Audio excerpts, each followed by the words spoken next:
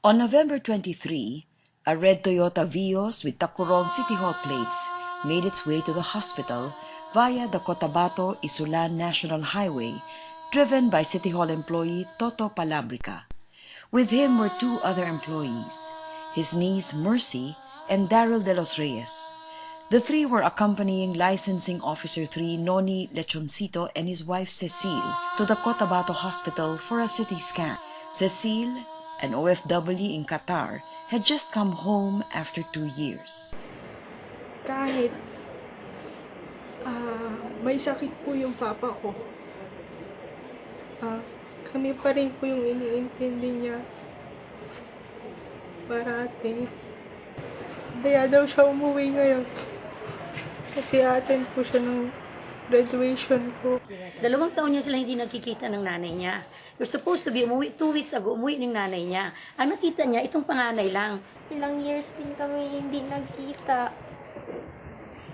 Tapos akala ko by December magkita na kami. Kasi magpapa-CT scan lang yung kapatid ko dahil na mild stroke yan.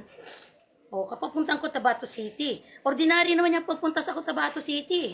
Wala namang unusual sa ginawa nila eh. Sana po bilisan po nila yung ng justice para sa parents ko.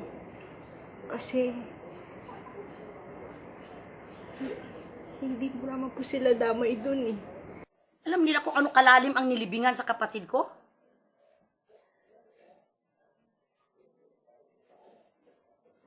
The next day pa namin nakita yung kapatid ko.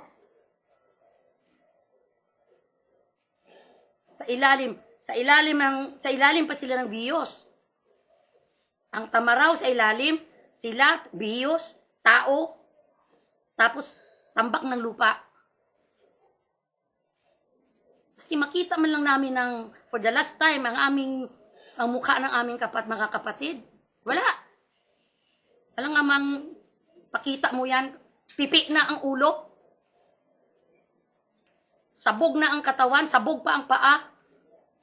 Luwa pa ang mata. Daryl De Los Reyes, a City Hall employee and the main support of his family, was one of the 5 in the red Vios. Hindi po siya nag-asawa, sinabihan niya po ang kapatid niya, Joy, mag-aral ka ng mabuti, makapagtapos ka at makapagtrabaho, makakatulong na rin, isa ka na rin sa makakatulong sa mga magulang natin, makapagpagawa rin ng magandang bahay na talagang atin.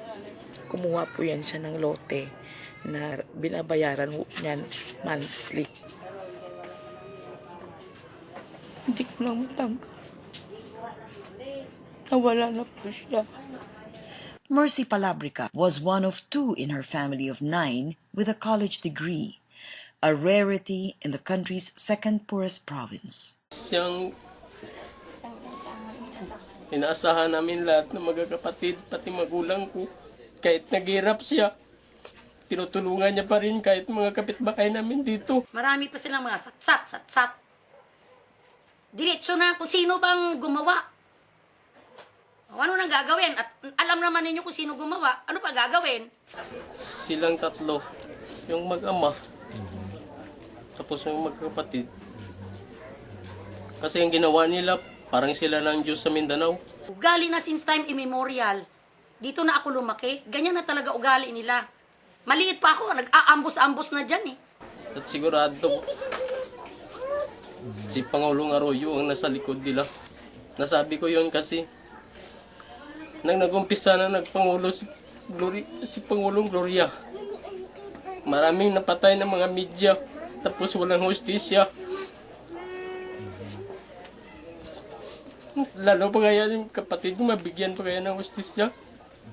Na mahirap lang kami. Itong batang to, hindi na nakita yung nanay. Anong sabi? Hindi ko na mayayakap mama ko.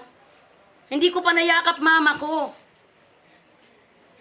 Hindi ko pa nakita papa ko, mama ko. Gusto niyang pumunta doon sa punerarya para makita mama niya. Huwag na. Kasi they're not the same. Wala na.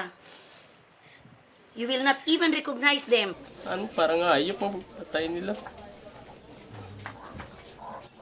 Walang mga puso. Ilan pamilya ang nawalan? Ng tatay, ng nanay, ng anak? Bakit para sa amin na mawalan kami ng isang batang mabait na inaasahan ko rin po na makakatulong po sa amin. Marami pong plano yung anak ko. Mga walang iya sila.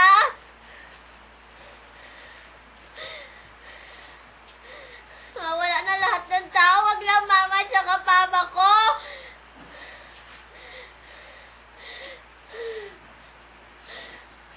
Kahit alam nila papa ko anong ginagawa ko, wala lang sa kanila. Kasi gusto nila lahat ibigay sa akin.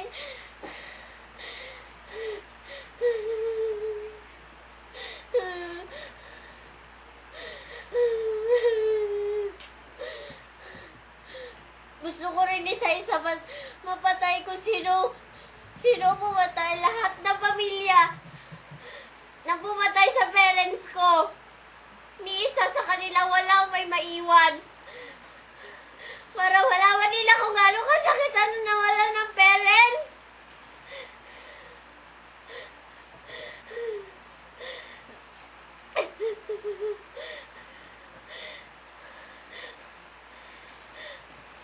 Nag-promise pa naman yung papa ko pagdating ko Sige, magsalita. Magsalita. Sige.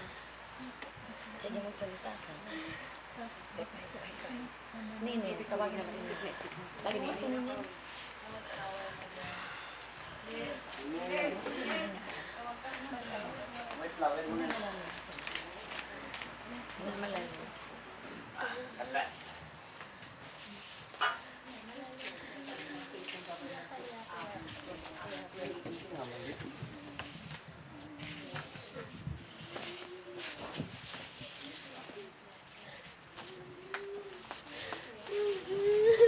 Sige, yan. Sige, umiyak ka. Umiyak ka.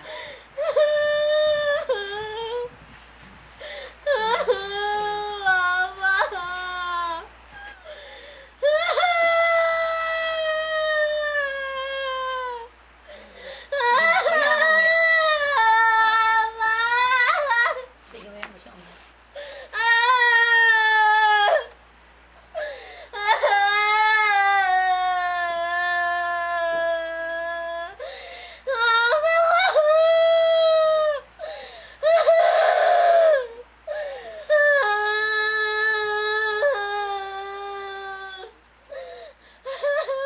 Of the 57 murdered that Monday morning, 6 were killed for no other reason than the highway they chose.